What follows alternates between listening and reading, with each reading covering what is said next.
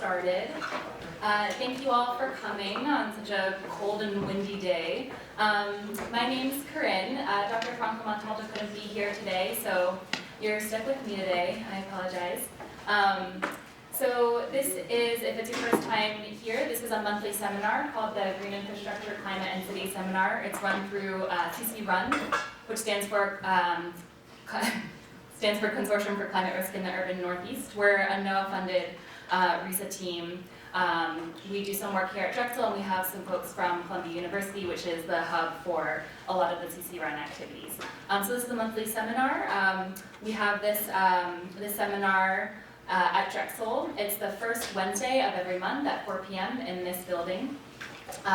Typically the format is we'll have 1 to 3 speakers that present on a variety of topics covering climate change, green infrastructure, whether that's water infrastructure, it could be energy, coastal resilience, whatever green infrastructure can mean in the urban resiliency world, and with a focus on cities, particularly in the Northeast corridor, so that's like the Boston to Philadelphia corridor.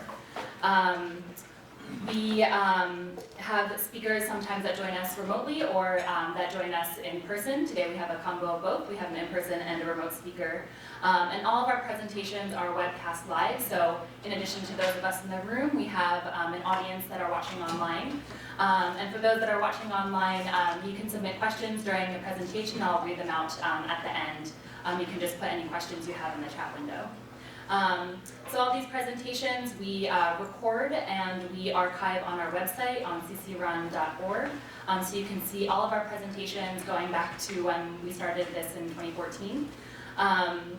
Right now our website is being revamped, so you might not see the most recent ones, but we do have a YouTube, CC Run has a YouTube channel, so you can see the ones from the past few months on the YouTube channel there. We also offer continuing education credits for professional engineers. So if you're seeking credit, you can come up and see me at the end, and I'll give you a certificate. We also offer those for the online viewers. Just send me your name in the chat window, and I'll follow up with you and send you a certificate via email. So today's topic is manage retreat in the coastal zone. Relocation as adaptation. This was actually scheduled for February, but we swapped with our panel next month. So next month will be our flooding in Eastwick panel. We'll be talking about compound flooding in Southwest Philadelphia. And we swapped it with today's panel, which is managed retreat in the coastal zone. So we have 2 phenomenal speakers here today from Columbia University. Our first speaker joining us remotely is Dr. Radley Horton. He is an associate research professor at Columbia University's Lamont Doherty Earth Observatory. His research focuses on climate extremes, sea level rise, tail risks, climate impacts, and adaptation. Radley was a convening author for the 3rd National Climate Assessment. He currently co-chairs Columbia University's Climate Adaptation Initiative and is principal investigator for this consortium, CC Run. Radley is also the Columbia University lead for the Department of Interior-funded Northeast Climate Adaptation Science Center. He has served on numerous national and international task forces and committees, including the Climate Scenarios Task Force, in support of the 2018 National Climate Assessment. And Radley teaches in Columbia University's Sustainable Development Department. And here with us in person is Anna Lopresti. Anna currently works as a sustained assessment specialist at Columbia University's Lamont Doherty Earth Observatory, where she assists with stakeholder-driven research on climate adaptation in the urban Northeast corridor. She works in collaboration with CC Run to strengthen capacity for long-term, equitable, community-based resilience planning. She holds a Master's of Science in Environmental Change and Management from the University of Oxford and a Bachelor of Arts in Sustainable Development from Columbia University. So I will now pass the floor on to Radley and Anna. They are going to be joining together, presenting together on this topic. Take it from here. Great. Can everybody hear me okay? Yep. Yes. Hi. So, yeah, my name's Radley Horton. I'm happy to have the chance to speak with you all today. Those in the room and remote, like me. I'm sorry I can't be there in person, but really excited to present with Anna on this topic. And I think hopefully have a lively discussion with you all afterward, because this is really, I think, critically important. It's still in a lot of ways nascent, sort of unformed as we think about solutions. So in terms of the format, I'll start us out for the first half, defining what we mean by managed retreat, setting the context, talking through some of the problem definition and sort of key themes around this topic. Then I'll turn it over to Anna for more of a focused presentation about paths forward. What can we do in terms of a research and action agenda to address the challenges related to managed retreat that I'll be enumerating. And then Anna's also going to delve into some of her research, looking at adaptation plans, especially across the Northeast and in the Susquehanna region.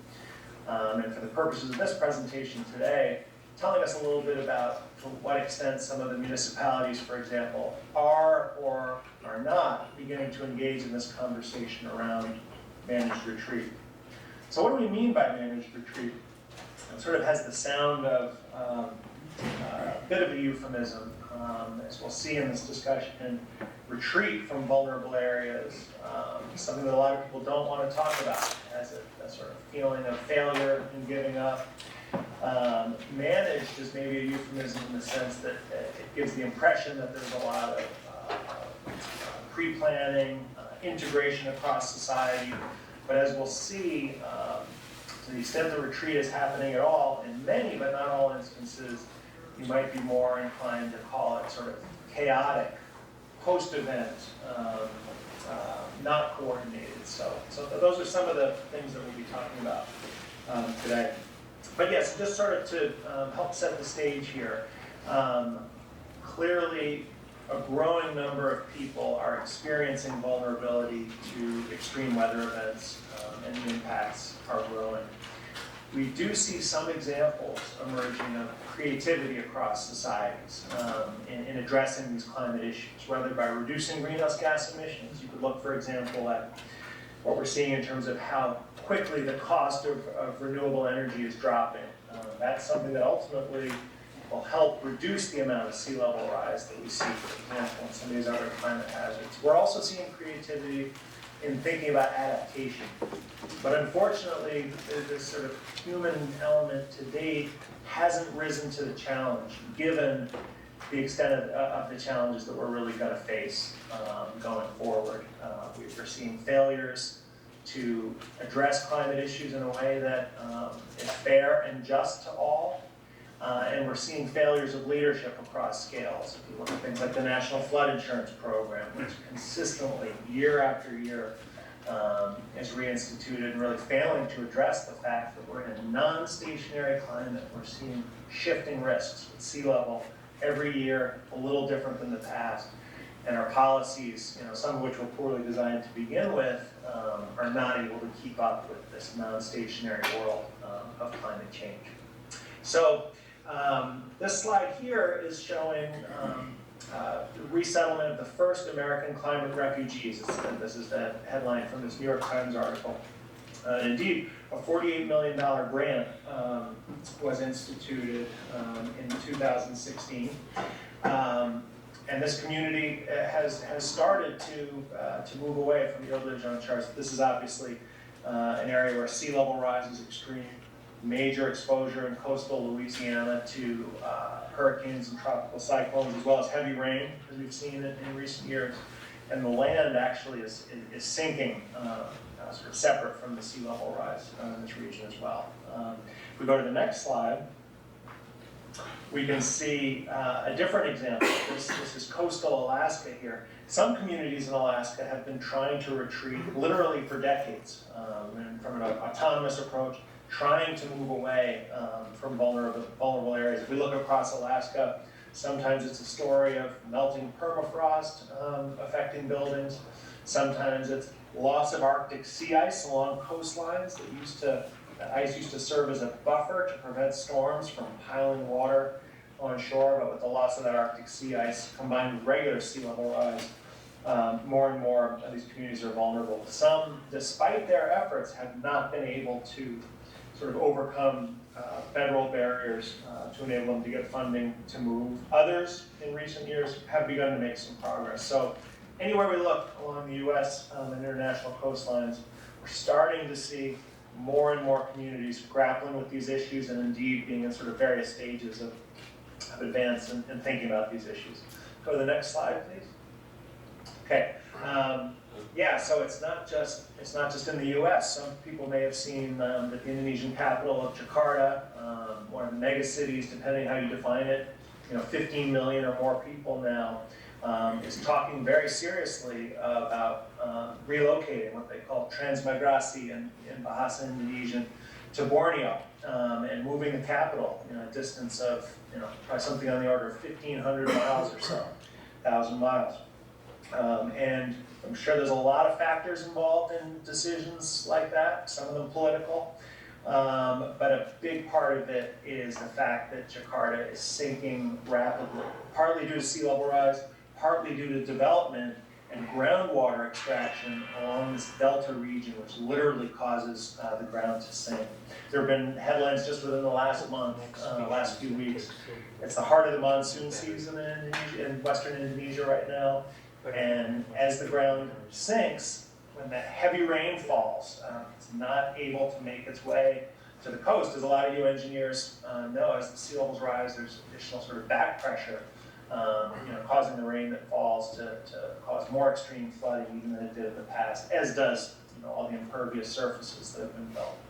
So that's an example of where this sort of changing climate risks is fueling at least $33 billion discussion with economic and non-economic impacts. Similar articles talking about changing storm and sea level rise risks. How do we start to have the discussion in the U.S. about which U.S. cities should be encouraged to retreat, which communities, who should pay? A range of topics that we'll be discussing further in a little bit and during our discussion time. Okay, so let's go to the next slide. As we start to think about current risks and projections, first just focusing on sea level rise. As a climate scientist, I want to give a little more context about these risks. So you can see here 4 megacities, all of them delta regions, projections of just how much additional area could be inundated in the future. And this particular study, out just last year, which used some updated modeling of sort of land surface heights, suggested that anywhere from 200 million to upwards of 600 million people could be living on land that within the next century could be experiencing coastal flooding. And we can't rule out prospects of more rapid loss of land-based ice in Antarctica and Greenland to a lesser extent, which could, if they displace a lot of water, that melting of that land ice could lead to even higher sea level rise estimates, amounts, which would potentially mean even more people at risk. So that's the sort of sea level rise coastal flooding story. If we go to the next slide, we can see that when you have those kind of maps that show you which areas are going to be underwater, that's very powerful, useful information, things that, for example, insurers should be thinking about and are increasingly thinking about. Underwriters are beginning to think about in terms of whether they'll fund infrastructure, for example, other types of investments at low rates. They're starting to think about the risks and the potential long-term for people to pay off those loans, potential viability of some of these regions. But you can't learn all that you need to know just from this sort of binary question of will it or won't it be underwater. As we're thinking about managed retreat, there are a lot of broader questions. Who has the capacity to stay or move?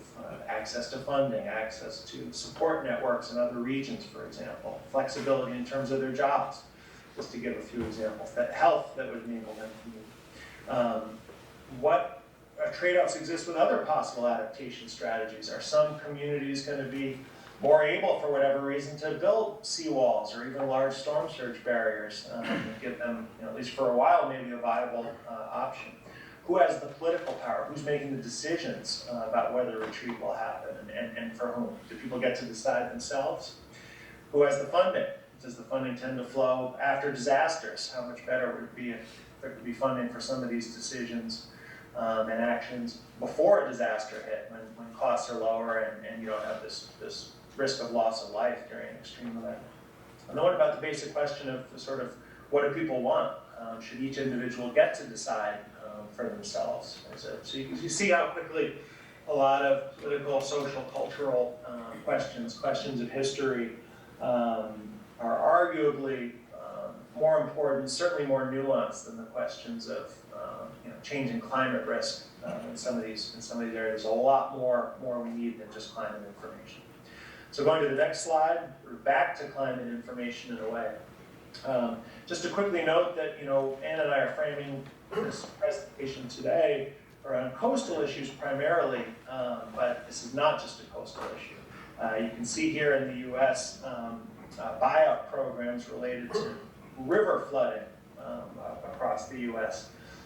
So these are discussions that have been happening and actions underway. If we can toggle to the next image, fire, right? Wildfires totally in the news.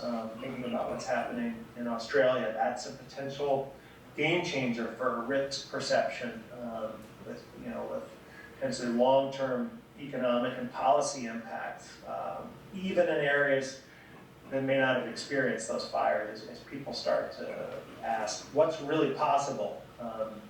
Do we have a true sense of how some of these risks are growing? And the knockdown cascading impacts, right? It's not, for example, just where the fire is occurring, but what's it doing to transportation networks? How far is the smoke blowing? What public health effects is it having? Are major electric utilities going to face bankruptcy risk post-fire? Something that's very much been in the news in California with PG&E. Another aspect of this, something I've done a lot of research recently on, is lethal combinations of heat and humidity. My personal opinion is that while the sort of coastal risks are understudied, another risk out there of lethal combinations of heat and humidity for populations is almost totally underappreciated. This figure here is showing, for various parts of the world, what's the sort of worst combination of heat and humidity that has been experienced in like 40 years of data. And just to give a little context, if we think of the sort of worst day of the year for this metric, called wet bulb temperature, and again, it's a mix of temperature and humidity. The worst day per year in Philly in a typical year might be something along the lines of 27 degrees Celsius for a wet bulb temperature. That 25 to 27, that feels oppressively hot, right? You don't want to be doing sports outside. You certainly don't want to be doing outdoor labor and those types of temperatures. And what you can see here, even before we bring in a climate change element, is that there are a lot of very populous parts of the world where you can experience wet bulb temperatures far beyond 27, up to, say, 31 or 33 degrees Celsius as it's measured. This is not 33 degrees Celsius as a temperature. Wet bulb is something much more extreme than just temperature.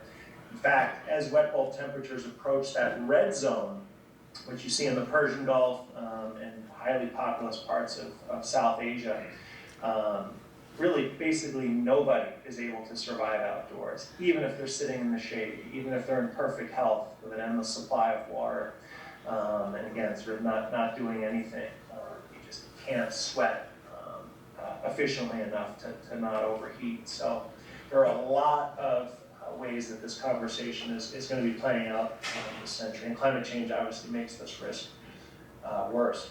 So then going to the next slide, just to highlight the challenges of prediction. If we could go back. Sorry, I meant to say the last animation. Thanks, Anna. Thinking about what crop failures can mean, basic questions around ability to live off the land. Are there going to be some regions where people just aren't able to grow crops anymore, for example, or don't have enough access to water? That's already that kind of issue is leading to migration. And where it gets really, really complicated is these knockdown effects, right? So this particular article is one that came out just 3 weeks or so ago, talking about multiple breadbasket failures. So these are the big cereal crop growing regions around the world. And this and another study out the same week argued that we may be seeing changes where it's more likely that simultaneous crop regions will experience failures at the same time. So what's that going to mean?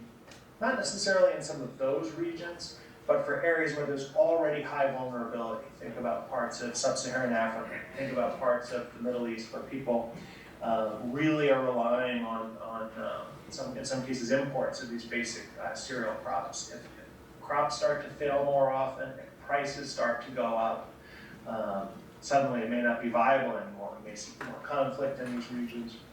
That's a part of this migration and retreat story as well, which is extremely difficult to map and predict. But I think it's pretty easy to make the case that we're already seeing climate leading to some of these migrations in the last decade or so. Okay, next slide. So keeping all that sort of background context in mind, we convened CC-run and with other funding from Columbia and the Lopresti Foundation, for example, the first really major international conference to talk about managed retreat. And our goal was to get some of the kind of climate science and earth science in the room that I've just been talking about for the last 5 or 10 minutes.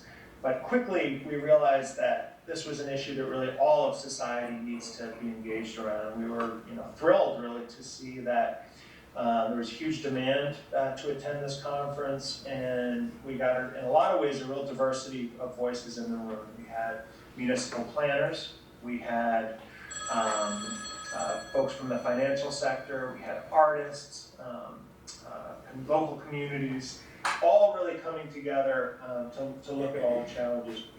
This slide is showing you the geographic representation of the people who spoke and presented at the conference. The actual number of people in the room was 350 or 350 or so, our maximum capacity. And at times we had something on the order of 500 or so people, I believe, calling in remotely. So this tapped the vein of a topic that people really are starting to grapple with and wanting to learn from each other about best practices. So clearly, as you can see here, the distribution doesn't match what we showed in prior slides. We were very weighted towards North America, very weighted towards the US. And if we do this kind of thing in the future, as we're looking to do, we're going to be exploring mechanisms to try to increase the diversity of the presentations, given the diversity of not just vulnerabilities, but perspectives on optimal solutions that the entire world in an interconnected way is grappling with. Next slide. So what are some of these big questions? I've alluded to a few of these already, but it gets overwhelming in a hurry. What are the places that we'll need to retreat from? Is it just a climate story? How does climate interact with other factors that may be causing deteriorating livability in certain places? When? What's the role of quantitative predictions in terms of telling us when some of this retreat should happen? And where to? Is anyone thinking about the communities? There was an article in the Times suggesting Duluth, Minnesota might be a place that could be a receiving community. And more parts of the Great Lakes, for example, which have seen some population declines in some cases in the last decade or two, may also have a relatively sort of equable climate relative to other places in the future, are starting to think, hey, maybe we can boost our economy and provide safety to folks by being a receiving community. So within a community, who retreats? Everybody? Just those who live in the most vulnerable areas? Or some people who may not themselves in a community going to be underwater, still at risk if the wealthy property base, the real estate along the coast is vulnerable. So what about those people left behind? Should they have the chance to move as well? Presumably. Who decides? Is it up to the individuals? Is it up to the federal government? Are these decisions indirectly made by insurance companies, infrastructure stewards who decide whether or not to rebuild a bridge, for example, to a community? How do you do retreat? What are the tools that are available? Does it happen all at once? Does it happen sort of gradually? how do you implement those strategies? What level of compensation is appropriate? You can't provide everybody full compensation across the country, given this bubble that we've created and the extent of the assets at risk. That's one of the big challenges, but presumably we need a way to incentivize people leaving the most vulnerable areas. What sort of housing is available for folks who do leave? What are the greenhouse gas emissions signatures of building a whole bunch of new houses in a new area? So a lot of just huge questions. Who pays? One dimension here that you're starting to hear just a little bit about is should the fossil fuel majors potentially be found liable for some portion of cost, given the number of decades that there's been knowledge that sea levels are rising in part due to their activities is one dimension. What about the developer? What about the city that has been encouraging building in vulnerable areas? Could they potentially be found liable for retreat costs? These are interesting questions. And then what are the goals of retreat? Is this just a kind of maintaining of a broader kind of status quo, or does it give us an opportunity to maybe redress some of the wrongs of prior urban renewal as one example? How inclusive can retreat be? Are we envisioning a whole sort of new society, or are we just addressing climate risks? And I guess sort of also towards that point, what are you advancing towards? How can this be framed in a proactive way? What new opportunities do we have? So those are some of the big questions that people were talking about. It was very contentious, I would say. Well, maybe the conference wasn't contentious, but there were some spirited discussions because these are conversations about people's values and the world that they want to see. And as you can hopefully sort of see from my scattered remarks so far, there are a lot of directions this field is going to go, and everybody's going to be involved. So Anna and I tried our best to winnow for this presentation down to a few sort of overall conference themes that I'll say a little bit about before turning things over to Anna to get us more towards the solutions discussion. Okay, next slide. So one theme that really jumped out at us was this dichotomy between simultaneous sort of optimism and pessimism. People talk about this in general a lot in the climate change context, right? In the context of the climate crisis. How do we maintain enough optimism to be able to sort of encourage people and give them hope and make them not feel sort of paralyzed and unable to act? On the other hand, you also have to sort of acknowledge the role of sort of the reasonableness of pessimism in the face of some of the challenges in our inaction, as I mentioned at the start of the remarks. So a lot of this played out specifically at the Managed Retreat Conference too.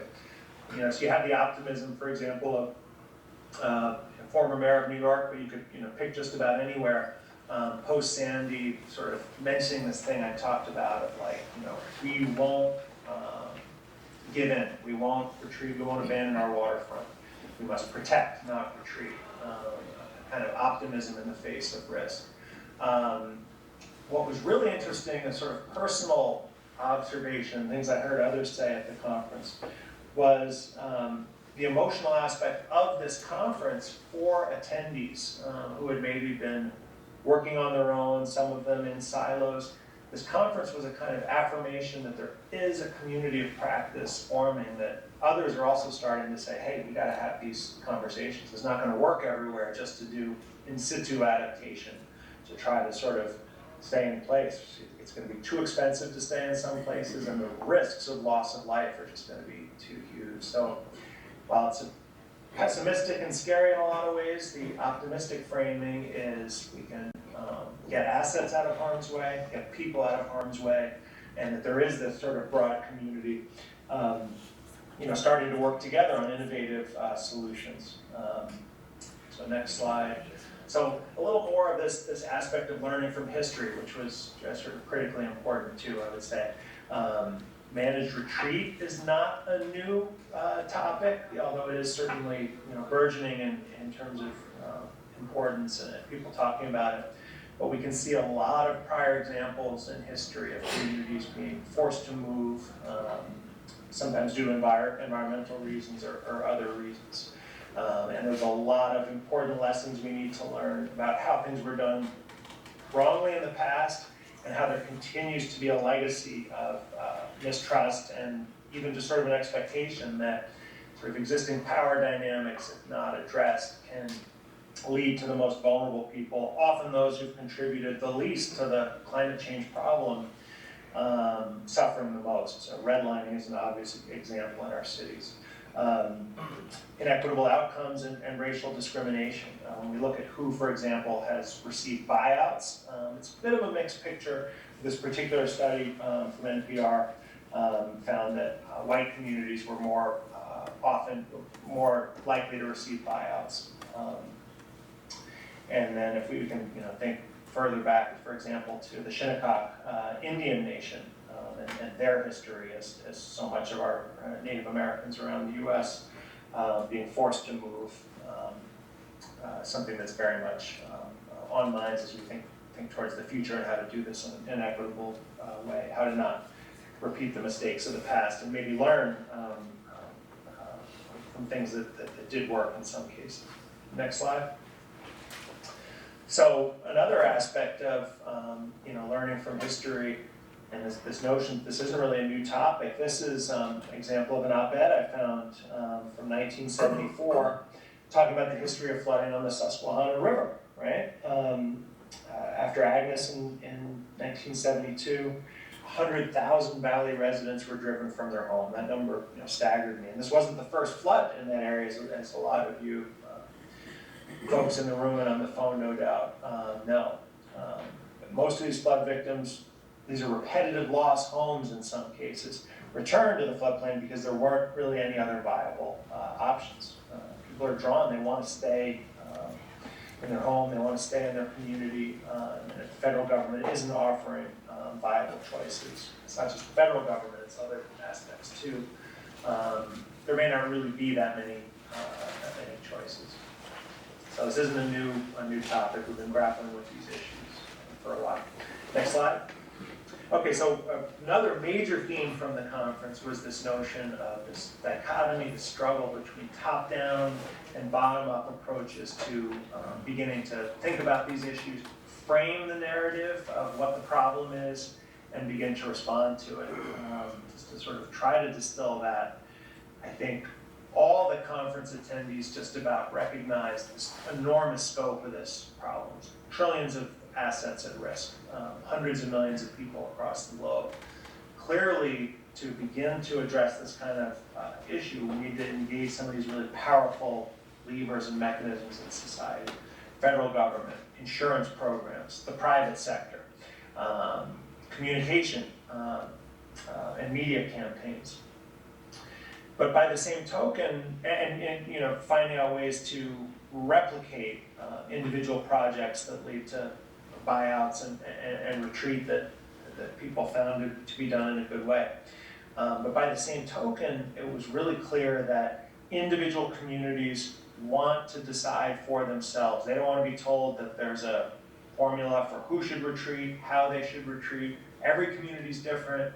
And many communities feel they have a history of having experts tell them there's an urgent problem, here's what you have to do. And then in some cases it led to exploitation and outcomes that weren't promised for those communities. So how do we balance the sort of clear need for efficient application of resources, given the scale of this challenge, that's the sort of top-down, with the rights and autonomies of communities to say, we'll decide when we want to leave, we'll decide what information we want from new experts, and don't tell us that we're just like someone else. So the reality, and we have to find, there's I think, validity to both of those perspectives. The question, one of the big questions is, how do we find a middle ground? What are these sort of actors in that middle space that can help meet the top-down and bottom-up? But that's a huge challenge. Next slide. Okay, so a little bit sort of go into detail about the bottom-up perspective. This was really interesting. Just not all places are the same. A quote from a community development person in coastal Louisiana. To some extent what's happening, and to some extent prognostications for the future. The people that get fed up and move away are the people with the financial means to get fed up and move away. What we see is in these low-lying communities that have lost population, we've also been able to document significant declines in median income. But then a slightly different story for New York. What we think will happen in a neighborhood like Edgemere, which has suffered a lot, is that the wealthy will rebuild and will be able to hang on. Maybe they'll even expand and find a way to adapt. So there's sort of a theme here maybe of gentrification too. And then the poor will be driven further out of the city or into more vulnerable locations. So there's no reason to think that both these can't be right. It depends on the context. Even within a given city, you may see sort of both of these. So it's complicated. And hence the need for really thinking about a bottom-up approach. Next slide.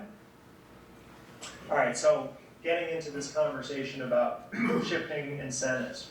I mentioned earlier the limitations of the National Flood Insurance Program. The Stafford Act only deals with extreme events. It doesn't handle things like gradual sea level rise, things like land sort of gradually not being as viable as it used to be in the past. But we know with climate change, probably maybe arguably the biggest takeaway in recent decades is it's these gradual changes, these gradual increases in average temperature, these gradual increases in sea level.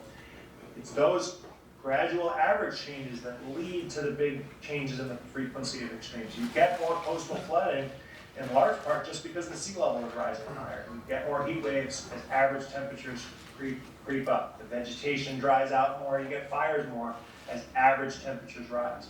We don't have any mechanisms right now to really address those sort of slow onsets of climate change that I just described, and to plan ahead.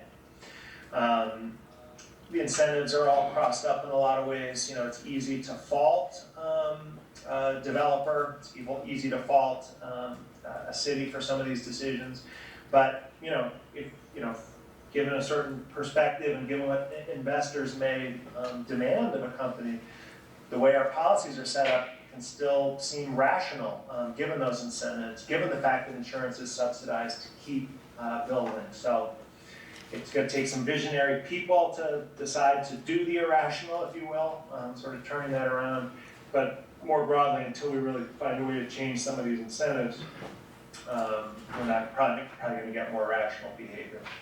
Of course, it's politicians have to deliver locally, right? That's another huge problem, and they're not necessarily having to think about what could happen 10, 20, 30 years out. So it's sort of planning across large jurisdictions doesn't necessarily match certainly the local political scale. And cost benefit also tends to prioritize short-term benefits and also certain people and countries with higher GDP, so you can get suboptimal actions due to all these sort of distortions, if you will. Okay, next slide. So this is the piece that maybe is the most interesting to me, this notion of the tipping points.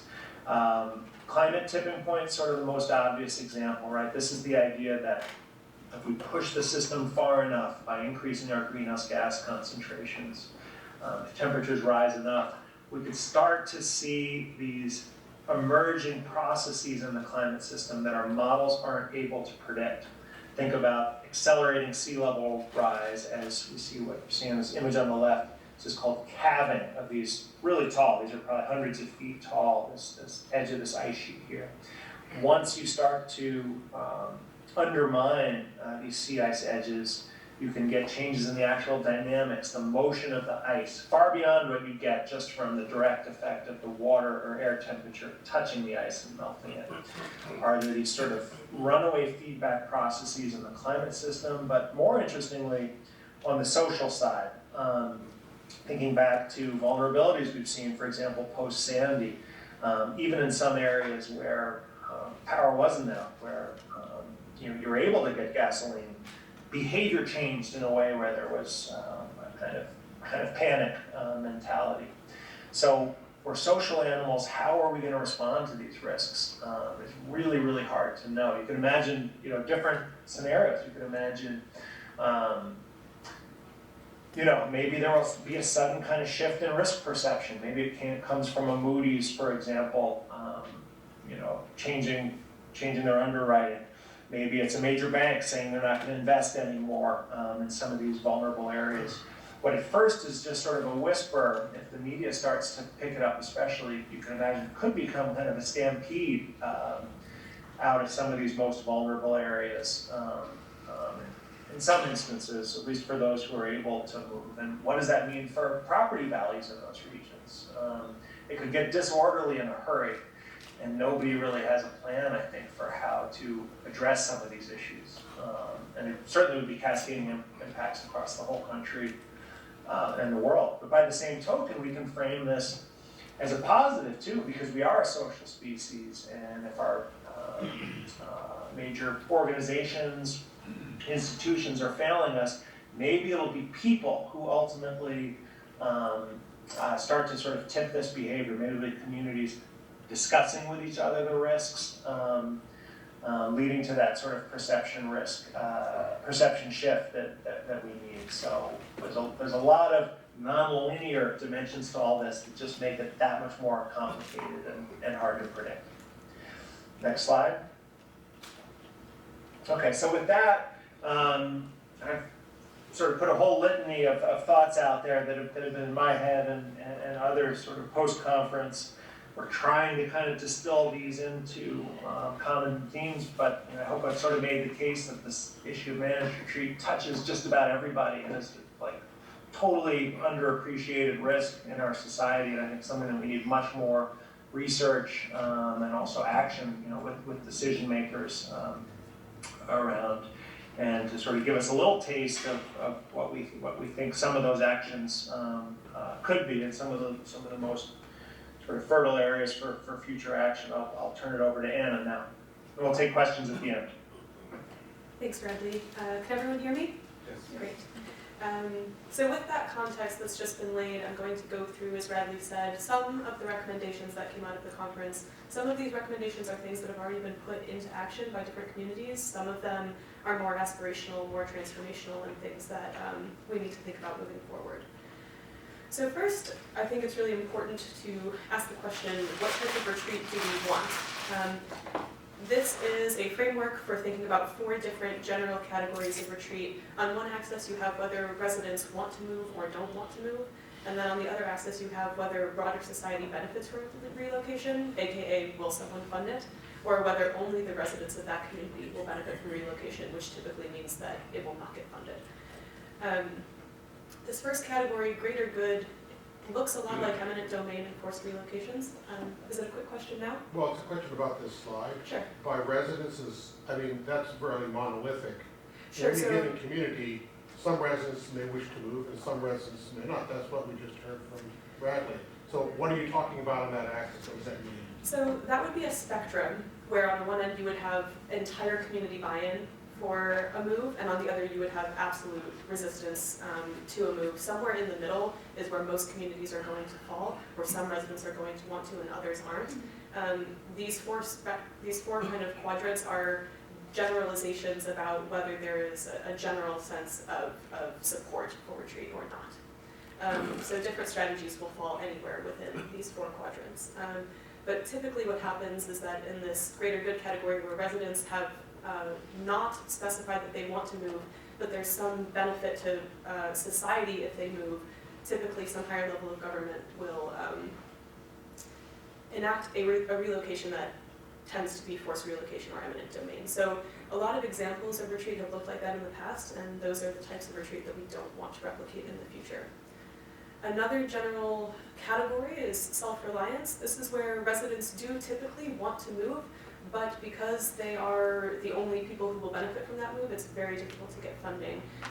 Newtok, Shishmaref, and Kivalina are 3 Alaskan communities that were mentioned earlier, and they fall into this category of having tried to retreat for decades with varying degrees of success because it's been very, very difficult to make the case that the state of Alaska or the United States would somehow benefit from them being moved. It's really about their individual safety.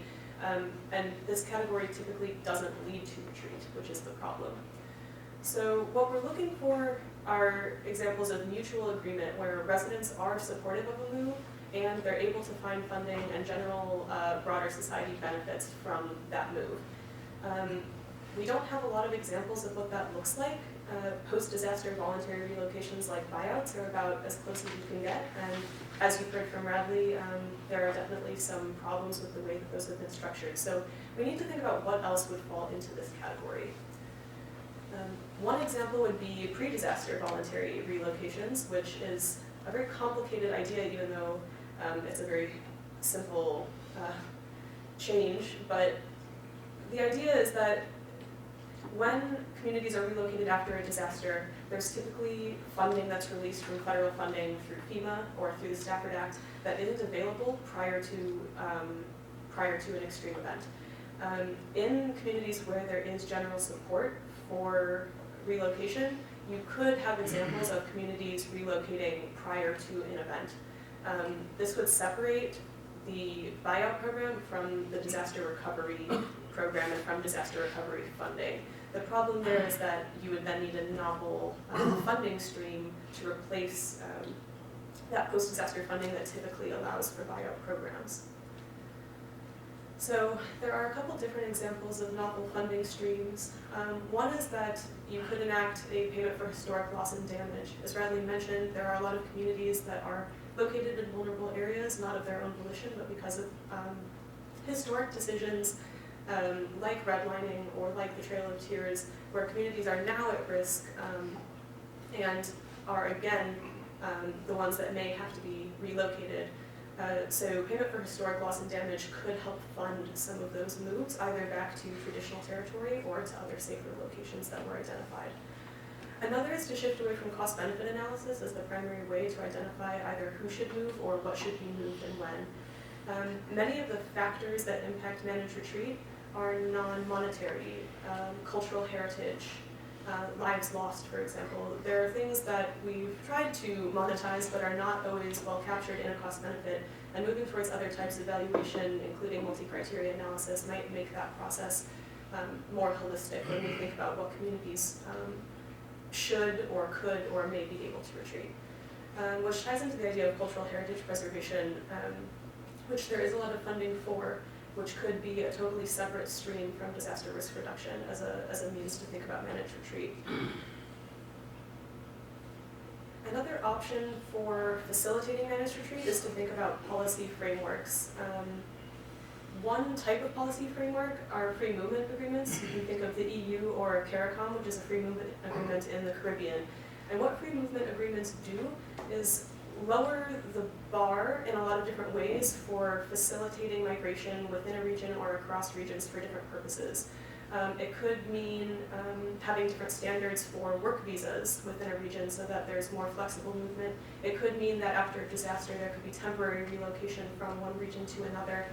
And this, I think, facilitates the concept that managed retreat is part of a spectrum. It's not just you pick up and move or you don't, but there could be temporary relocations, there could be community relocations or buyouts, and free movement agreements can facilitate a wider range of what managed retreat could look like.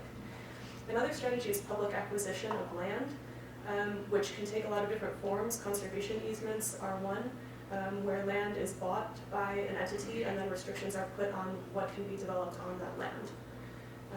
A third option, which has been mentioned before, is to amend the Stafford Act to include gradual and recurring climate processes. Because the Stafford Act is specific to natural disasters and emergencies, it does make it very hard for communities to get funding. Communities in Alaska, for example, that are facing permafrost loss often don't meet the criteria for the Stafford Act, and that's something that those three communities and legal experts in Alaska have been pushing for as a way to free up some of that funding. Given the scale of managed retreat, there will need to be novel strategies, but there's also going to have to be a certain level of mainstreaming. So mainstreaming retreat into existing organizations, tools, and policies. Credit rating agencies, investing groups, contractors, and developers don't typically think about retreat, although they are starting to. But there are different occupations that are going to have to continue to deal with retreat more and more, and so incorporating what retreat might look like for different occupations will be important. One way to do that is to develop resources for practitioners. At the conference, many coastal planners mentioned that they would like primers for how to deal with this. Are there other communities that are similar in size or geography to them that have taken this on?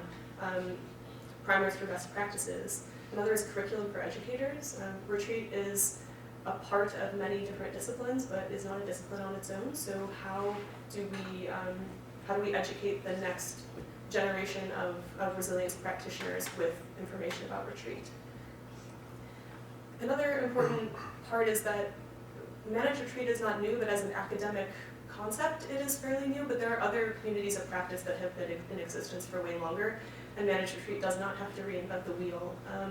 Human rights, migration, disaster risk reduction, ecology, all have communities of practice that are fairly solid and have tools that could be borrowed to think more deeply about retreat. And some of those tools are job training programs, transitional housing, corridor ecology, which focuses on creating connected ecosystems so that different species can migrate as climate changes. Are there any concepts that we can borrow to think through what species or what humans might need to migrate in the future? Would that look like more connected transit systems, for example? Another major challenge to understanding whether or not we're succeeding in managed retreat is that monitoring and evaluation is essentially non-existent. Monitoring and evaluation is meant to be a tool to assess whether or not you are achieving your short-term and long-term goals for a project. Given that managed retreat typically doesn't happen in a very cohesive way, communities typically don't start monitoring at the beginning of what would be considered managed retreat because it hasn't been particularly managed. But as we move forward, if we know that we're looking to understand what success looks like, we have to start monitoring from the beginning of a project all the way through the end, which could be decades. And because these projects take so long, it's really important to have the process be participatory, because people on the ground are going to have the best sense of whether the project has been successful. What success looks like is going to be very context specific, but there might be some indicators that could be used in multiple locations. For example, Radley mentioned that managed retreat could lead to greenhouse gas emissions if you're rebuilding in new areas. So one indicator for whether managed retreat is successful could be accounting for the GHG emissions of that move, what that might look like as a general indicator, and that's something that all communities might be able to use as a benchmark for success. So even though it'll be very important to mainstream managed retreat into existing organizations often struggle with path dependency, and given the scale of this problem, they're not going to be able to pivot as quickly as will be needed. So there are going to have to be some new partnerships and entirely novel approaches that are specific to managed retreat. One is engaging more deeply with the arts and humanities in the scientific process. I think that at the conference, one thing that became very clear is that managed retreat, maybe even more so than other climate issues, is deeply emotional to people that are experiencing it, and ignoring that emotional component means that we're not doing good science if the emotional component is going to determine the outcome. So I think as a community develops around managed retreat, we'll have to figure out ways to incorporate that more deeply. And I think that means acknowledging that empathy is going to have to be a part of this research agenda, and also centering frontline communities, communities that have historically been the recipients of environmental injustice, and also frontline communities that have been considering retreat and discussing retreat, even as governments have not been listening. So, given that suite of recommendations, I'm going to do a bit of a dive into how communities are actually currently planning for retreat. This information is coming from a climate action plan database. Action plans are definitely not the only resource for understanding what communities are considering in terms of climate adaptation, but they are a very good source because they are written in the community's words and are an expression of what they at least intend on doing, even if they may not have the funding or capacity to implement. So in order to take a look at these, 476 documents were analyzed, and 270 of those were identified as climate action plans. This map shows the distribution of the plans, with the Northeast having the highest number, relatively speaking. And so just to quickly define what a local climate action plan is, for the purposes of this database, it's a written document by or for the locality, and it has to have a main purpose of writing out what actions are going to be taken related to climate, and these are focused on jurisdictions that are below the level of the state, but also include tribal nations and sovereign entities as well. I know many folks online might be from or interested in other regions, so if you are, please feel free to reach out to me, but for the remainder of the analysis, I'm going to focus specifically on the Northeast. There are 63 climate action plans in the Northeast, and New York and Massachusetts make up over 50% of those, heavily leaning towards Boston and New York, but there are a variety of other types of plans as well.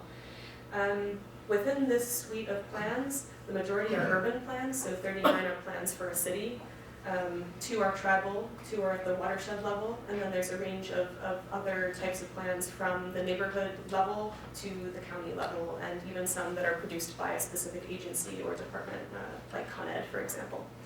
So in order to understand how different plans have considered managed retreat, a text analysis was done on some of these plans. So only 2 plans out of the 63 actually use the term managed retreat, which is not particularly surprising given how negatively some think about the concept of managed retreat. Many have an issue with the term managed retreat in general. The 2 that use it are Shinnecock Indian Nation in New York and North Kingston, Rhode Island, both of which, if you look at the text more generally, are fairly supportive of the concept of managed retreat within a suite of other adaptation options. But many more plans than that are discussing the concept of managed retreat. So only 3% of plans use that term, managed retreat, but if you look for managed retreat or retreat in general, that number jumps to 37%. Almost 90% of plans are discussing retreat more broadly if you're including words like relocation and migration and displacement. But for the purposes of this analysis, I'm just going to focus on this 37% of plans that are talking about retreat using those 2 words. So here are some of the recommendations that have come out of these plans. As I said, this does not mean that they've been enacted, but it does mean that these locations are at least considering them, would be open to potentially working on some of these issues. So Dorchester County, Maryland suggested that policy decisions will need to be made as to which areas will be allowed to retreat naturally and which areas can be managed as future wetland conservation zones. And then once those 2 different designations are decided, permits have to be put in place so that there won't be counterproductive processes happening in those areas. What's interesting about this recommendation is the split between natural retreat and managed retreat here. I think the thing that determines retreat being managed for them is that land, once it is, once people are not located on it anymore, what do you do with that land? Are you turning it into a wetland? Is it going to be actively managed, or is it going to be a buffer for houses inland? Are you going to leave it alone? Will it be a park? I think there are a lot of open questions about what that land looks like. Another question from Annapolis, well, another recommendation I should say, is downzoning of flood-prone areas to encourage retreat. This is a strategy that a lot of different communities are considering, and I would say one of the only downsides is that it's a quite slow process. It doesn't facilitate the movement of people out of the flood zone, but it does mean that as you redevelop, the redevelopment would be less dense. A third strategy from Dorchester County as well is to identify the agency that's best suited. I think this is important because currently there are no managed retreat agencies. It's often really difficult to say who a managed retreat expert is, if anyone is a managed retreat expert. So what current agency or department or team is best suited to deal with some of these issues? Rather than creating an entirely new team, you could mainstream retreat into the existing work of a group or a department that whose jurisdiction might fit the best. Another is land acquisition. This is a recommendation out of Boston. Acquiring land that is vulnerable to sea level rise is an important way to reduce the risk of future disasters. Boston has a bit of a mixed messaging on managed retreat from what I've found. They do outline different managed retreat strategies, but acquiring land is quite general. What type of land or where or what you would do with the acquired land is still not defined. I think that's partially because they are considering managed retreat as a last resort. and a longer-term option rather than an immediate strategy. Shinnecock Indian Nation, which is one of the two plans that actually used the term managed retreat, recommend tailoring adaptation at a site-specific level. I think this is important again to point out that managed retreat is not a 0 or 1, it's not all or nothing. Some sites could be, you could decide to do in situ adaptation, others could be specified for retreat, and Shinnecock Nation suggests using a wide spectrum of different options from in situ adaptation all the way to retreat of specific locations, but stopping at the level of community retreat, which they are not open to at the moment. In a report from Con Ed, they specify that coordination is needed to ensure that Con Ed isn't over-investing in locations that New York City is planning to retreat from, which is incredibly important. There have been and continue to be examples of cities and companies, organizations, utilities working at cross purposes where a buyout program has been enacted and then a developer builds on the land that has been bought out, which makes it very difficult to have a cohesive managed retreat strategy. So here are a couple quotes of resistance to retreat. It will not be surprising, based on the quote you've already seen from New York, that New York City will not retreat and it will not abandon. Retreat is a last resort action, typically at 2100 conditions for the city of Boston. And I think that these two examples from New York and Boston do cover a pretty general trend by cities in the Northeast, at least, that I've looked at. If you're not supportive of retreat, it typically tends to be because retreat is associated with abandonment, it's associated with not being strong or failing. The idea that retreat is a last resort means that it might be on the table, but later. So I'll just cover a few conclusions, and I'll let Radley hop in here. But in general, so far, retreat has tended to be inequitable, inconsistent, and has happened post-disaster. What we're looking for are strategies to find a new way forward in which retreat can be community-driven, flexible, and proactive instead. In the Northeast, communities have a spectrum of approaches to retreat. A lot of communities are considering it, are talking about it. Typically, they're talking about mainstreaming retreat into what they're already doing, and there are fewer novel approaches that are being talked about or considered.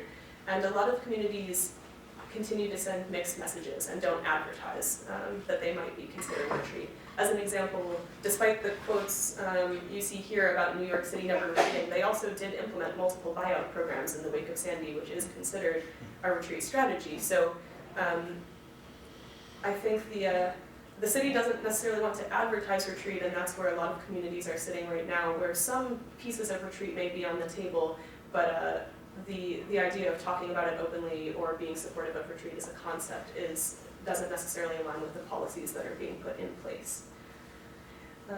I'll end on saying that retreat is adaptation. I think part of the reason that retreat gets a bad rep is that it is considered what you do when adaptation fails. But retreat or migration is one of the oldest adaptations in the book.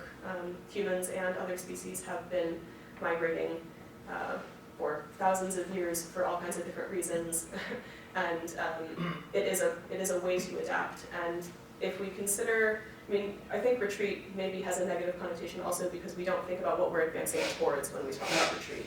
We typically think about what we're moving away from. But as Radley mentioned, there's a need to think about advancing towards something. So I will end by leaving you with a few options for what we could advance towards. We could be advancing towards resilience, equity, desegregation of cities or other communities, ecosystem connectivity and health, more sustainable cities, and a lot of other options. And I think it's up to communities to decide what they would like their future to be and how retreat and advancement can fit into that narrative. With that, I'll hand it over to Radley for any conclusions. Thanks, Ed. I think that was a great summary, really clear distillation of the key themes. So I think my instinct would be to just turn it over now to the audience in the room and those watching online for questions and discussion. We reiterating here those big questions that we mentioned that could frame people's comments and discussion, but feel free to ask us about anything or posit anything that you like. Don't expect us to have the answer. I just really quickly want to commend Radley and Anna for this work. I think this is such a tough conversation to have and obviously generate a lot of interest. This is like one of the biggest turnouts that we've had at one of these seminars, and we have many folks watching online. But I know this is a really tough conversation to start, and so I just really want to commend your work to get that conversation started and have a conference about it and get people to start talking about it. And this is really wonderful work. So we do have at least one online question, but I'll open it up to the floor first for any questions from the audience. It seems to me that, I know millions, large numbers of people, no matter how much evidence you get, it's like, oh, it's a conspiracy by the elite liberals to ruin my life. It's like, it seems like we have psychologists or, I don't understand, somebody should be studying the human mind. Why are people like that? And there's not just one, but millions of them. Which I guess it goes back to the Bible. You got the guys who sat on the beach watching Noah float away, and the ones that sat on the Titanic decided, I'll drink my cocktail rather than jump into the ocean. So, I mean, it seems that it must be something that goes back to the Stone Age, but it's getting worse.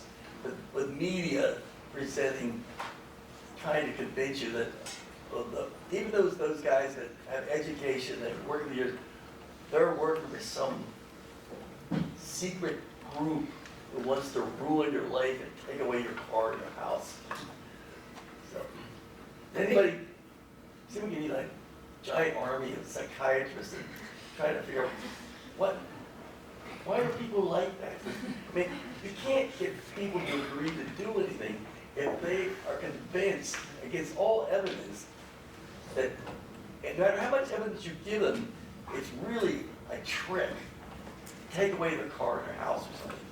I think it's a very good question, and one of the things that came up at the conference was that psychologists, mental health professionals do need to be a part of this conversation because the psychology and the sociology are going to be really deeply fundamental to whether or not communities see retreat as a viable option for themselves or for others. I think there also is a lot of climate grief is a term that's come up a lot in this work. That can be a motivator. It can also really instill a lack of motivation. And then I think an unfortunate component of this is that a lot of times communities won't consider retreat until they've been hit by a natural disaster. Part of the reason that there are so many climate action plans on the East Coast is because of Sandy. Partly because of funding from Sandy to write a plan, but partly because it really was sort of a moment of reckoning, I think, for New York and for the East Coast in general. But it is very hard to talk about retreat prior to an event like that. I'm Rod Graff. I manage the Office of Energy and Climate Change Issues at the Regional Planning Commission, Delaware Valley Regional Planning Commission, the NPO, the Greater Philadelphia. And I was on the planning committee for the Second International Conference on Transportation Resilience, which took place at the National Academy of Sciences in October. I helped organize 2 sessions on managed retreat there, and including which actually Matthew Sanders was one of the presenters. One of the things that came up, a lot of things came up, I don't have time to go into it, I promise I won't do that, but there's a lot of comments that we should avoid the term retreat and instead use the term relocation, and also maybe avoid, and this is sort of one of the slides that I think, I can't remember whether you or Radley presented, it may have been this last question here, what are you advancing forward?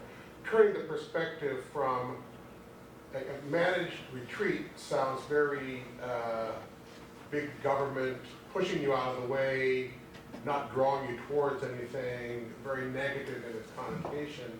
So the question then goes, how do you, so it would be sort of, relocation I think is a much better term to use. I noticed we used that in some of the slides, so we've decided in the work we've been doing just to not use the term managed retreat and talk about relocation. We're still working on some of the vocabulary. Another big question, which you unfortunately, we're all looking at this, is there is no funding for this, and we've had a case where our government's going deeper into debt, and we're also in an international political economy where there is actually, we're moving away from free movement across borders, and that's likely to accelerate as climate change conditions get worse and there are more climate migrants. So I guess I don't have, I guess my question is there any hope? Is one sort of way to phrase it, and the other is, you know, how do we prepare for sort of a fortress mentality?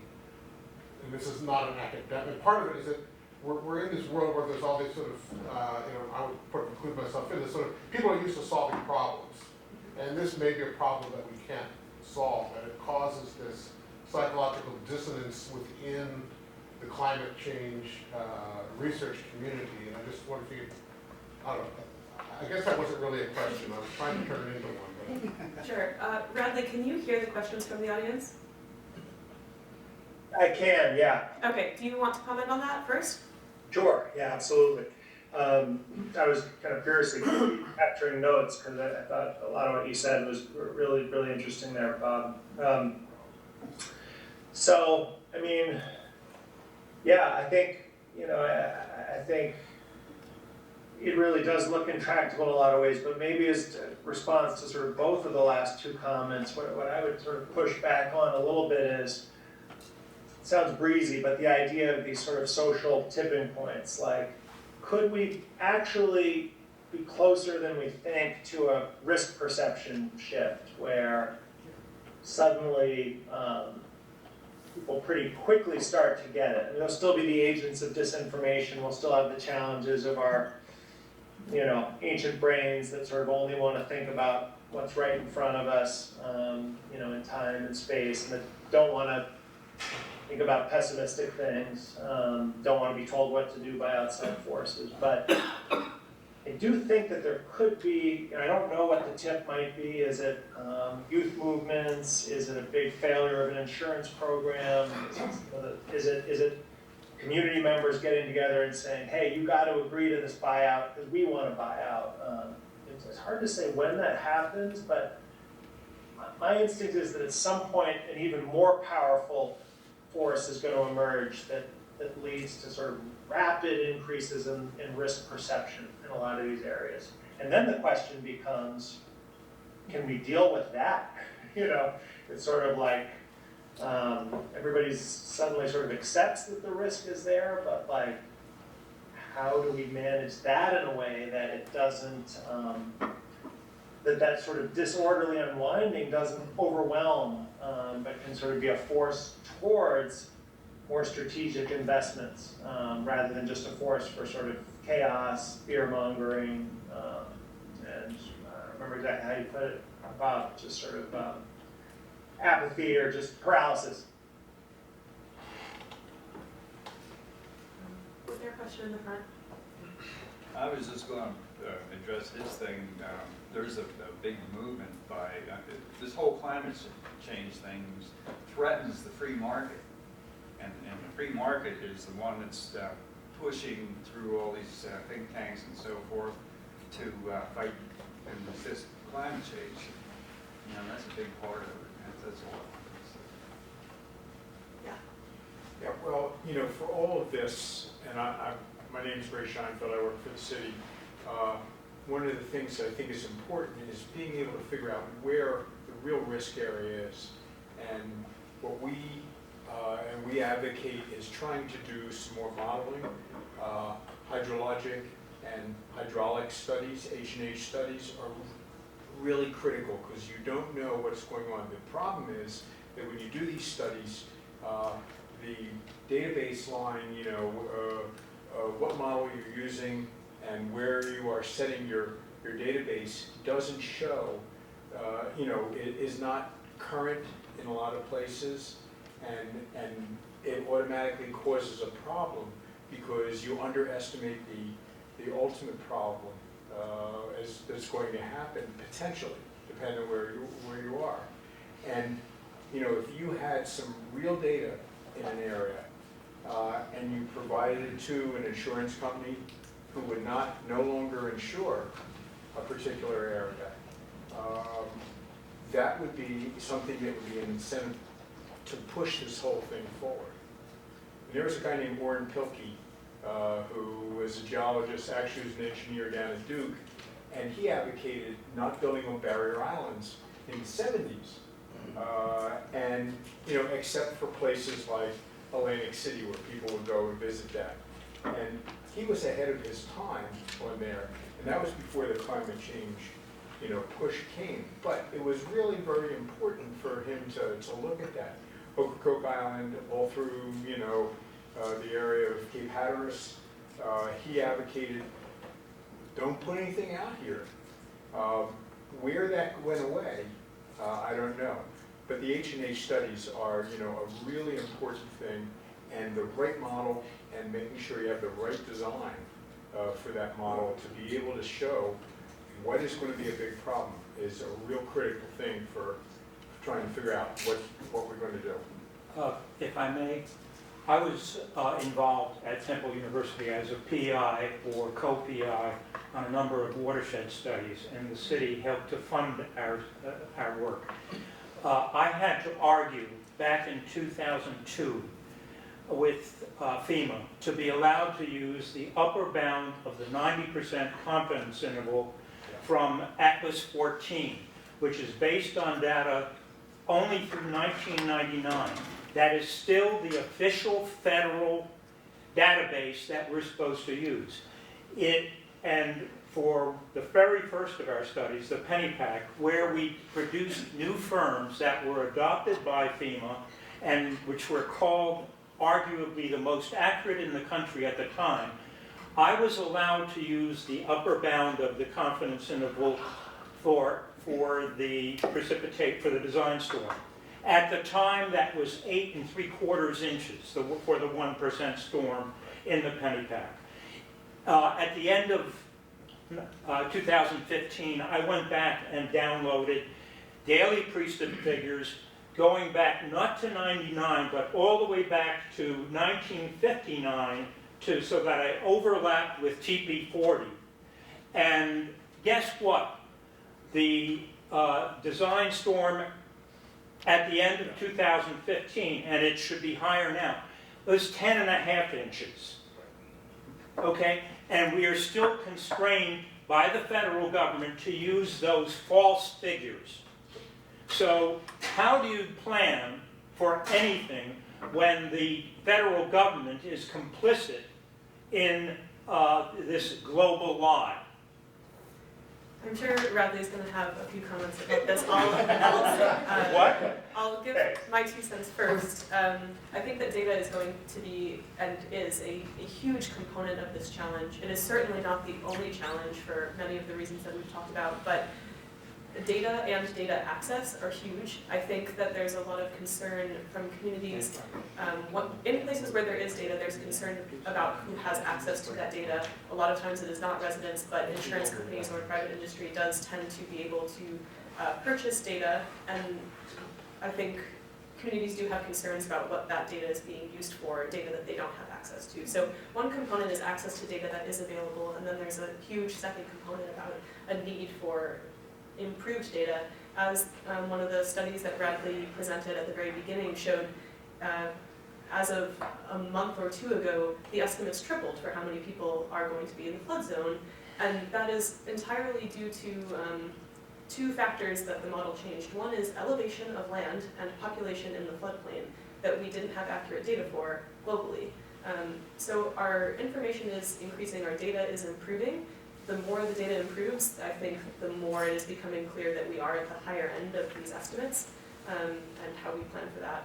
I will give to Radley to answer.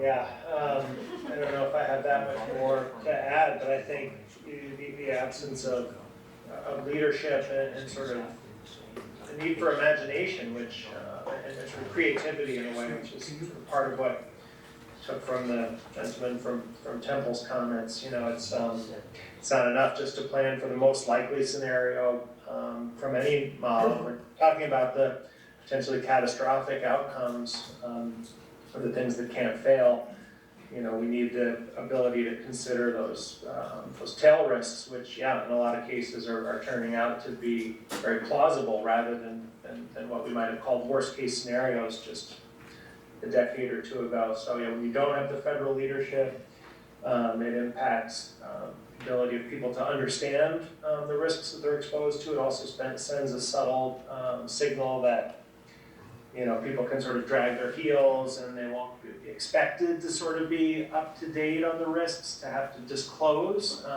to, you know, investors, for example, or regulators what the real risks might be. It just kind of delays this comeuppance of a sort of shift in risk perception, which I think will happen eventually, but, you know, maybe not through, you know, leadership from the federal government necessarily.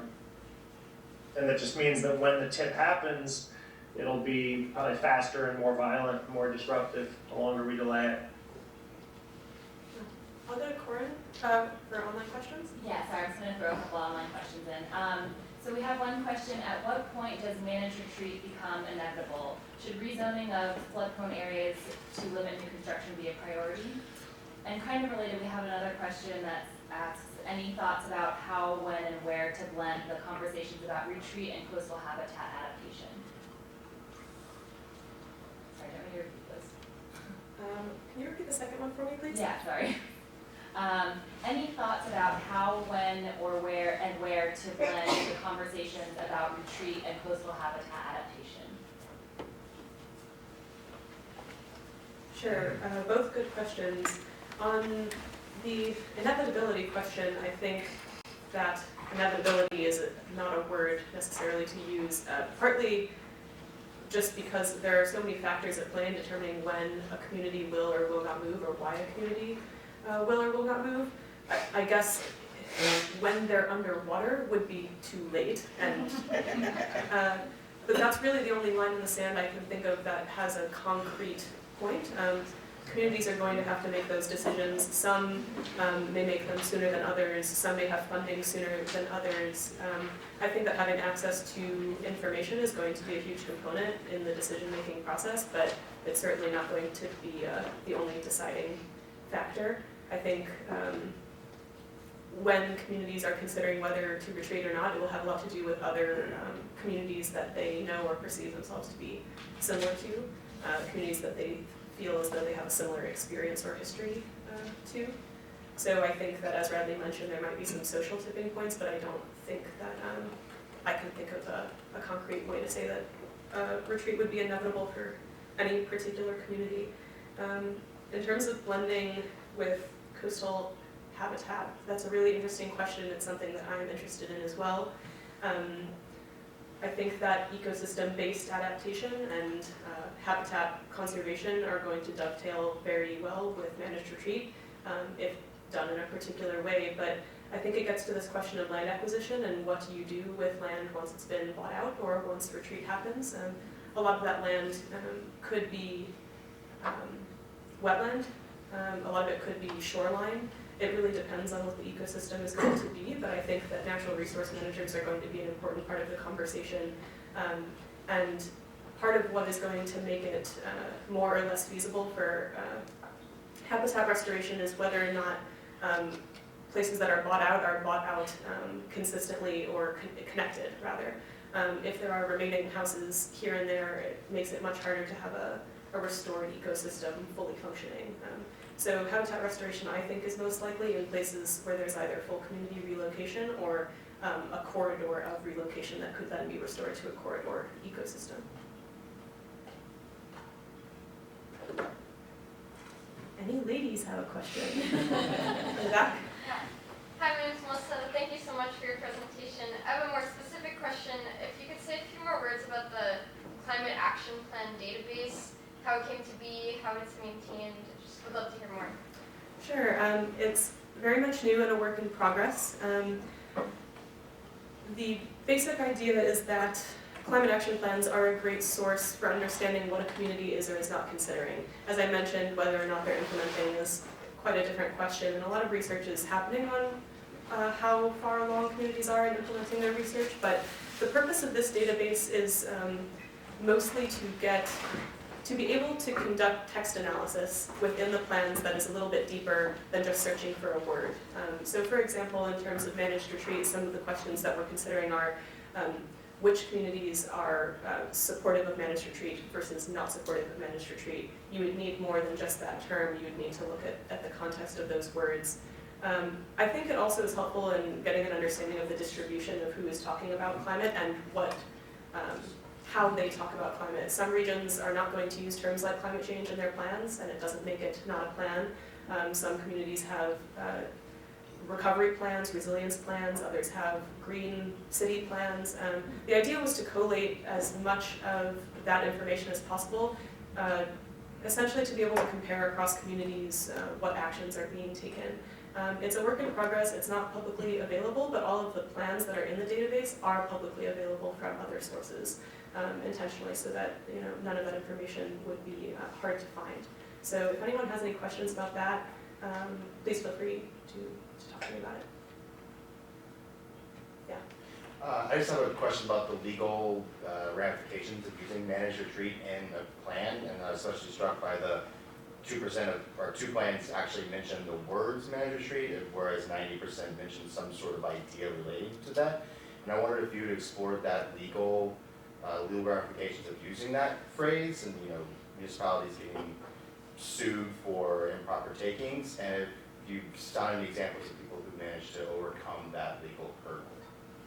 It's a good question. I haven't done any analysis on that specifically. I will say that the 2 plans that mention managed retreat do not commit to managed retreat. Most plans that mention retreat mention it, they're not actually pro or con or saying they will or won't. It's more a statement that retreat is within a suite of adaptation options that could be considered by a municipality. And then the plans go on to not necessarily consider it for their own municipality. But I think that a lot of the reason that there is hesitancy around the term managed retreat and around talking about the concept of managed retreat is for legal reasons. I don't have much experience with law, but that is something that came up at the conference, and there are a lot of legal experts that are working on this issue. If you're interested, the Sabin Center for Climate Change Law at Columbia University is definitely looking into this. Yeah, they do great work. Yeah. Yes. A lot of this conversation is about sort of non-stationarity, the changing of risk, but I think we do a really bad job of even talking about the flood risk that's here today. And I've heard talk about having sites like Zillow or creating some sort of disclosure form that developers or home, if you're selling a home, you must disclose like what the flood risk is. Do you see any movement? I keep hearing it be brought up as an idea, but it doesn't seem to really go anywhere. And developers, I don't see many cities coming out against development.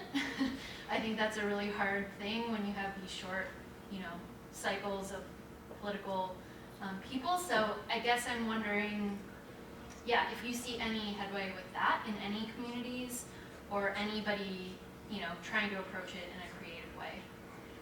Radley, do you have any thoughts on that? I don't have any more than just kind of general comments, but it seems like it was like groups like Carbon Disclosure Project and some of these efforts to get companies to disclose their not just their emissions, but also their vulnerability, on-site hazards such as floods, but also sort of indirect impacts to operations through things like supply chain disruptions, are gaining traction, but not as you know, not fast enough, and there's certainly no standards for what methodology should be used to assess the risks, what scenarios should be used, for example, for sea level rise. So in that sort of vacuum, people probably have a lot of leeway to do what they want to do. I do think it's interesting, sort of towards the prior legal question too, seeing there's so many aspects to it, but cities suing fossil fuel majors for damages due to, say, coastal flooding or fires, and then a few instances of the fossil fuel majors threatening to sue cities for not acting on the information that's come out of their own, climate risk assessments. It's been over 10, 15 years now that some cities have been, more than 10 years that some cities have been requesting climate projections. So yeah, it's an interesting dance. Sort of, if you ask for it, are you potentially more responsible for then using that information, or at some point is there another of these sort of tipping points where it's just sort of like you have to ask, and if you fail to even ask about the risk, including some of these unintended consequences of managed retreat, if you don't ask and explore some of those scenarios, at what point will we say you're sort of failed to do a kind of due diligence or basic requirement? Yeah, I don't have the answer to that, but certainly the legal space is going to heat up. I mean, I've been doing some climate talks to legal audiences, federal judges, and there are. One thing I heard anecdotally was that there was something on the order of 1,000 to 10,000 consolidated lawsuits against the federal government, I believe, just in the context of the flooding from Hurricane Harvey. Some of those decisions, so those are huge issues. Can I make a real specific comment just on that? I have a friend who knows that I work in this area who called me wanting to purchase a piece of property in Philadelphia and wanted to know what the flooding risk was. This is a property near the Schuylkill River. And there's no way you can find that out. Yeah. The data don't exist. You don't know what the risk of something is. You could, even if you knew that it had flooded once, that doesn't tell you anything about its future necessarily. And there's no place you can go to find that out, even whether a piece of property got flooded that you could figure out. And he called me because he thought I could help him, and I asked around a few people that other people wouldn't have any access to necessarily, and they said, no, we don't. That data just doesn't exist. So even if you may own a piece of property that's at risk, but you have no way of disclosing that in any quantitative manner, unless you're, except for this particular for nuisance flooding and riverine flooding. Now, sea level rise, yeah, you can go and say, yeah, you're going to be underwater in 20 years. But, so it's a really tough question. Any more on And the assets could lose value, far earlier than the water actually arrives. Right. Yeah, there's a few online questions. I'll ask two, and then there's another one, and I can ask him. In your review of adaptation plans, did you come across any interesting examples of engaging local communities, particularly vulnerable communities, communities of color, or Native communities? And related, you might have already answered this question. In the future, will you be making your adaptation plans database accessible to others? Sure. The plan is to make it accessible. The only reason it is not is because it is a work in progress, and deciding in what way to make that publicly accessible. As for the first question, I think there are a lot of really good examples. I haven't read all 290 plans in depth, so I can't speak to the content of all of them. I work in New York, so I'm a bit more familiar with those. I would point you to the Northern Manhattan Climate Action Plan, which is written by We Act for Environmental Justice Harlem.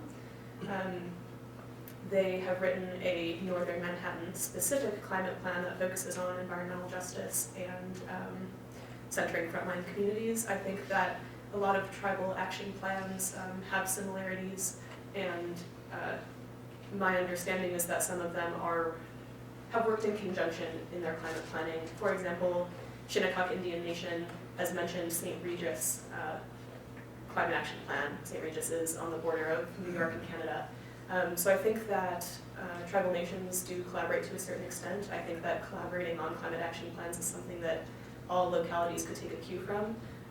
It seems like a lot of them are starting from scratch when there is not a need to do so. I think if anyone is particularly interested, feel free to contact me, and I'm happy to share any plan or answer any questions about what's in that database currently, as well as the sources that I have pulled from, because those are all publicly available online sources.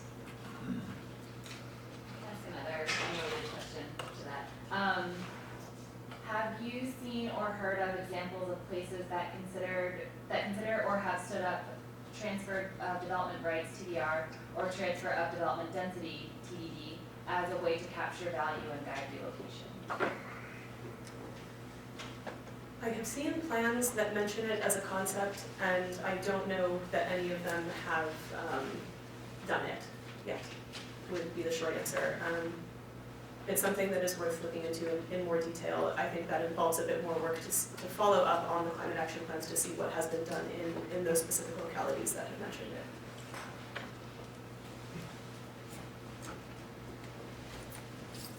Yes. Thinking again in the optimistic sort of sense of it, that when we have a lot of people that need to move somewhere else, whether it's voluntary or disaster just happened, do you see any requirements in the type of development that happens afterwards for where they be relocated, where that would be, transit oriented, with only the most sustainable practices in terms of the buildings, just because all of these people are relocated because of climate crisis, like it would make sense that all of the new that gets built afterwards would be in a system that's the most resilient as possible, or are they? Because I'm just thinking from Houston, when after that flooding, you see all these houses pop up back up in the same unsustainable systems and same unsustainable places. Like if there's ever a time to learn and where you're required to build new, like have you seen that as a lesson actually that's being learned in these plans? I'll give Radley a chance to answer that. First, I will say that I think that's the goal. I do not think that it is happening. A lot of times, that level of migration isn't happening until after disaster, as you mentioned. When that happens, people typically are following migration patterns to where they have connections.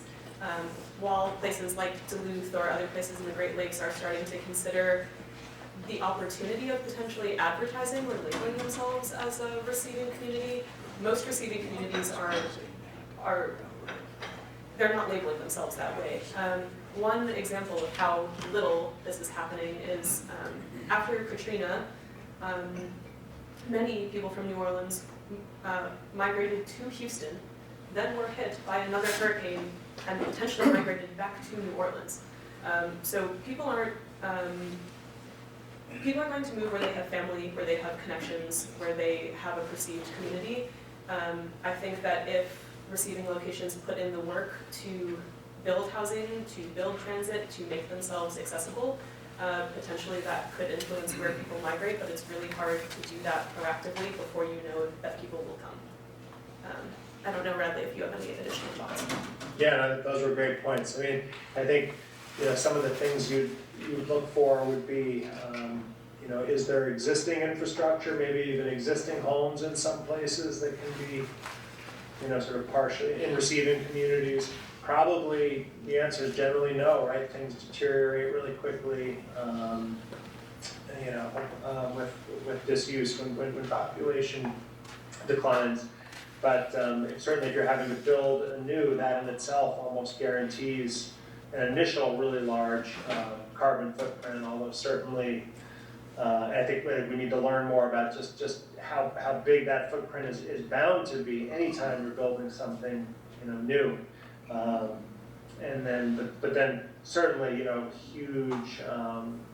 There's a huge difference between whether those are places with sprawl that don't have good public transportation opportunities, whether those are places with large, freestanding separate homes with bigger energy bills, and even to some extent probably the climate of the region where people are moving to, right? You can imagine, there's a million factors, but if you just thought about the climate aspects of somewhere like the California coast, Oregon coast, Washington coast, and by coast, let's say we're talking about, elevated, regions a little ways in, those are places that are going to tend to have lower, heating and cooling requirements. So those could be some of the factors you think about in trying to plan in a way that reduce the emissions, with all the added complexities of trying to anticipate, which energy sources will be the quickest to become, carbon free. Is the equation too. So I thought I read a couple months ago about the federal government relaxing regulations on building in wetlands. And it seems like that's going in exactly conflicting directions with managed retreat or anything along these lines. Is there any federal positions or any consistent positions or not in this area? Or I guess, Radley? I couldn't really hear the question, I'm sorry, can you repeat? The question was whether there are any federal policies or anything happening at the federal level that is consistent with managed retreat, and the comment was made in reference to the fact that the federal government recently relaxed regulations on building in wetlands.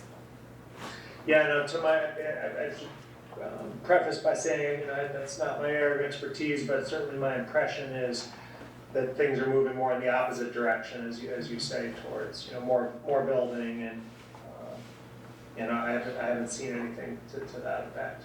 Something's been proposed, but not enacted, to my knowledge. Yeah. I have actual questions.